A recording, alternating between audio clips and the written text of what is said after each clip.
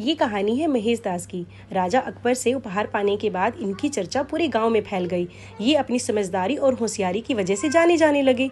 अक्सर गांव के लोग इनके पास अपनी समस्याएं लेकर आते और सुझाव पाकर अपने घर जाते, लेकिन इनकी आर्थिक स्थिति ठीक नहीं थी। तब इन्होंने सोचा, क्यों ना मैं राजा अकबर के पास जाऊं और उनसे किसी रोजगार की मांग करूं। राजा मेरी सहायता जरूर करेंगे। यह सोचकर अगले दिन वो महल की तरफ रवाना हो गए। रास्ते में वो बस यही सोचते जा रहे थे कि राजा मुझे पहचानेंगे या नहीं।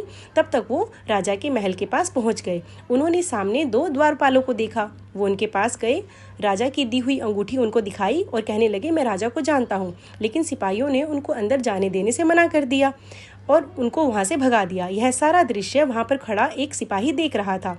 सिपाही ने अपना दिमाग लगाया और महेश दास को अपने पास बुलाया और कहने लगा, अगर तुम मुझे प्राप्त की हुई धनराशि में से आधा मुझे दे दो तो मैं तुमको महल के अंदर जाने दूंगा। महेश दास एग्री हो गए और सिपाही ने उनको अंदर जाने दिया। उस समय राजा अपने राजदरबार में बैठे हुए थे। महेश दास ने बड़ी नम्रता से राजा को प्रणाम किया। राजा उनको देखते ही पहचान गए और कहने लगे, मैं तुम्हारी क्या सहायता कर सकता हूँ। तब महेश दास ने बोला, महाराज कृपया कर मुझे 50 कोड़े मारिए। यह सुनकर राजा अकबर चौंक गए और पूछने लगे कि तुम ऐसा क्यों कह रहे हो। महेश दास ने कहा, महाराज जो मैं कह रहा हूँ कृपया कर वह कीजिए, सारी बातें मैं आपको बाद में बताऊंगा। तब राजा का एक अन्य सिपाही आया और उसने महेश दास पर कोड़े बरसाने शुरू कर दिए। महेश दास लगातार कोड़ों को गिनते जा रहे थे। जैसे ही 25 कोड़े हुए, महेश दास ने सिपाही को रुकने के लिए बोला। सिपाही रुक गया।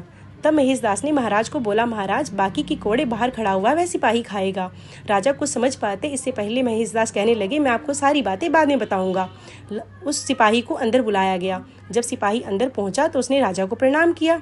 तब महेश दास ने कहा कि कृपया कर इसे बाकी कोड़े मारे जाएं। राजा की आज्ञा पाकर दूसरे सैनिक ने उस सिपाही पर लगातार कोड़े बरसाने शुरू किए। जैसे बाकी बचे 25 कोड़े खत्म हुए, तब महेश दास कहने लगे कि महाराज यह एक लालची सिपाही है। इसने मुझसे सौदा किया था कि जो भी धनराशि तुमको प्राप्त होगी उसमें से आधा तुम्हें मुझे देना पड़ेगा, इसीलिए मैंने 25 कोड़ों की डिमांड की थी। यह सब सुनकर राजा चौंक गए। उनको यकीन हो गया कि यह बहुत ही बुद्धिमान मानव है। उन्होंने महेश दास को फिर से उपहार में कुछ सोने के सिक्के दिए। सिक्के पाकर महेश दास बहुत खुश हुए। सारे राजदरबारियों ने उनकी बहुत प्रशंसा की। यह सब लगातार कई दिन तक चलता रहा।